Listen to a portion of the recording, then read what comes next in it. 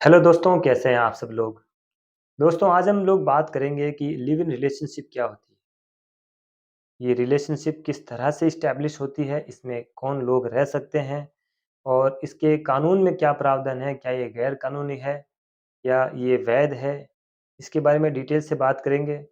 लेकिन उससे पहले दोस्तों, अगर आप हमारे चैनल पे नए हैं तो हमारे चैनल को सब्सक्राइब करें, बेल आइकन ज़रूर प्रेस करें ताकि आने वाली हर एक वीडियो की नोटिफ़िकेशन आपको जल्द से जल्द मिलती रहे। दोस्तों, अभी हाल-फिलहाल दिल्ली में एक केस हुआ था। इसमें लिव इन में रह रहे एक कपल में लड़के ने जो अपनी गर्लफ्रेंड की जिस तरह से हत्या करी और जिस तरह से उसके साथ में क्रूरता की है, वो किसी भी तरह से जस्टिफाइड नहीं किया जा सकता। लेकिन उसके बाद से उस केस के बाद से लोगों में काफ़ी चर्चा है कि ये रिलेशनशिप क्या होती है, किस तरह से होती है। तो बात करेंगे दोस्तों, हमारे देश में अलग-अलग धर्मों के लोग रहते हैं और हर धर्म में ये व्यवस्था है कि शादी करके एक अच्छा जीवन बिताया जाए। लेकिन ये रिलेशनशिप शादी से बिल्कुल उलट है।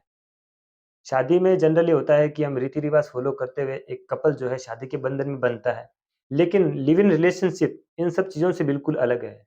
ये रिलेशन ये कहता है कि जहाँ पे एक लड़का और लड़की बालिग हो चुके हैं, वो उस अवस्था को पार कर चुके हैं, उम्र को कंप्लीट कर चुके हैं, उसके बाद वो अपनी मर्ज़ी से एक घर में एक छत के नीचे बिना शादी किए हुए अपनी मर्ज़ी से रहते हैं, उसी को लिव इन रिलेशनशिप कहा जाता है। अब बात ये है कि यह क्या है, गैर कानूनी है? जी नहीं दोस्तों, लिव इन रिलेशनशिप में रहना गैर कानूनी नहीं है। इसमें सुप्रीम कोर्ट ने अलग-अलग टाइम पे अलग-अलग निर्णय दिए हैं। उससे सुप्रीम कोर्ट ने साबित किया है कि लिव इन रिलेशनशिप कहीं से भी अनैतिक नहीं है, गैर कानूनी नहीं है। इसमें जो लोग रहते हैं, उनके वही कानूनी अधिकार होते हैं जो एक शादीशुदा कपल के होते हैं। इसमें उनके वही अधिकार होते हैं जो एक शादीशुदा कपल के होते हैं। फिर इस बात पे इतनी जंग क्यों छिड़ी हुई है कि लिव इन रिलेशनशिप और शादी बिल्कुल अलग-अलग मान्यताओं पे चलते हैं? तो बात करेंगे दोस्तों इसके बारे में। सबसे पहले आप ये समझिए कि लिव इन रिलेशनशिप में वो लोग रहते हैं जिनकी शादी जैसी व्यवस्था में कोई ख़ास दिलचस्पी नहीं होती। वो लोग या फिर कुछ ऐसे लोग भी हैं जो ये समझते हैं कि शादी से पहले वो कुछ समय के लिए लिव इन में रहते हैं ताकि एक-दूसरे को जान सकें कि क्या आगे की जो लाइफ़ उनके लिए कंफर्टेबल रहेगी अपने पार्टनर के साथ या नहीं रहेगी। तो लिव इन रिलेशनशिप को सबसे पहले सुप्रीम कोर्ट का एक निर्णय मैं आपको बताना चाहूँगा। सबसे पहले सुप्रीम कोर्ट ने 1978 में बद्री वर्सेस कंसोलिडेशन के मामले में ये कहा कि अगर कोई भी कपल इस तरह के रिलेशन में रहता है तो उसने भारत के किसी भी कानून का उल्लंघन नहीं किया है। इनफैक्ट कि आर्टिकल 21 अनुच्छेद 21 संविधान का जिसमें ये लिखा हुआ है जीने के अधिकार के बारे में बताता है, उसका भी कोई उल्लंघन नहीं है। अगर हम सुप्रीम कोर्ट के जजमेंट को देखें तो सुप्रीम कोर्ट ने आर्टिकल 21 और लिव इन रिलेशनशिप दोनों को बराबर चलने वाली चीज़ बताई है कि दोनों साथ-साथ चलेंगे। ये नहीं हो सकता कि आप किसी को लिव इन रिलेशनशिप में रहने नहीं दे रहे हैं और आपको आर्टिकल 21 भी दे रहे हैं, ये चीज़ नहीं हो सकती। इसलिए सबसे बड़ी चीज़ ये है कि इसमें स्वतंत्रता का अधिकार दिया गया है कि कोई भी व्यक्ति किसी भी महिला के साथ में लिव इन रिलेशनशिप में रह सकता है अपनी मर्ज़ी से। इसमें एक दूसरा जजमेंट सुप्रीम कोर्ट का मैं आपको बताना चाहूँगा, पायल शर्मा वर्सेस नारी निकेतन के एक मामले में भी सुप्रीम कोर्ट ने लिव इन रिलेशनशिप को वैध माना और ये कहा कि ये किसी भी तरह से गैर कानूनी नहीं है, किसी भी तरीके से अनैतिक नहीं है।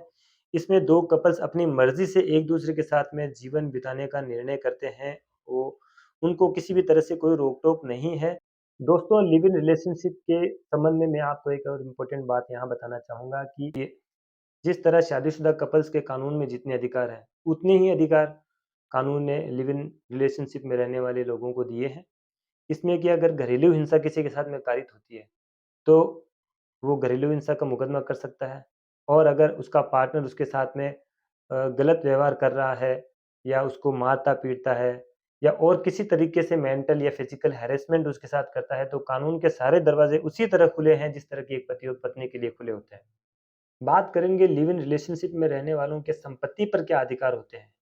क्या उनके भी वही अधिकार है जो एक पति और पत्नी के होते हैं? जी हाँ दोस्तों, लिव इन में रहने वाले पति-पत्नी में से अगर पति की मृत्यु हो जाती है, तो जो पति की संपत्ति है उस पर पत्नी का उतना ही अधिकार होता है पत्नी का होता है। पति के मरने के बाद में पत्नी के हक में सारी संपत्ति चली जाती है, वो उसकी मालकिन बन जाती है। उसी तरह लिव इन में रहने वाले लोगों के भी साथ यही होता है। और बात करेंगे दोस्तों कि इस रिलेशनशिप से पैदा होने वाले बच्चों का क्या भविष्य है? सरकार ने, कानून ने उसमें उनके लिए क्या प्रावधान किए हैं? तो दोस्तों, जिस तरह से पति और पत्नी के बच्चे वैध होते हैं, उनको संपत्ति में हर एक जगह उनके अधिकार होते हैं, उसी तरह सुप्रीम कोर्ट ने ये कहा है कि लिव इन रिलेशनशिप में पैदा होने वाले बच्चे नाजायज़ नहीं हैं, वो वैध बच्चे हैं, उनका भी उतना ही अधिकार अपने माँ-बाप की संपत्ति में, जितना कि एक सामान्य बच्चे जो शादी करके बच्चे पैदा करते हैं, उनका अधिकार होता है। दोस्तों, सुप्रीम कोर्ट का ये कहना है कि लिव इन रिलेशनशिप किसी भी तरह से अनैतिक नहीं है। भारतीय समाज इस रिलेशनशिप को आज भी उतने मन से स्वीकार नहीं करता है, क्योंकि भारत की परंपरा और व्यवस्था इन सब चीज़ों से बिल्कुल अलग है। ये एक पश्चिमी संस्कृति की व्यवस्था है। आई होप कि इस रिलेशनशिप के बारे में आपके सवाल और काफ़ी क्लियर हुए होंगे। फिर भी अगर आपके मन में कोई सवाल है, कोई समस्या है, तो आप हमारे कमेंट बॉक्स में उसको ज़रूर नोट करें और मैं कोशिश करूँगा कि उसके ऊपर भी जल्द से जल्द एक वीडियो बनाया जाए। दोस्तों, अगर आपको ये वीडियो अच्छी लगी तो इसको लाइक कीजिए, शेयर कीजिए। तब तक के लिए जय हिंद।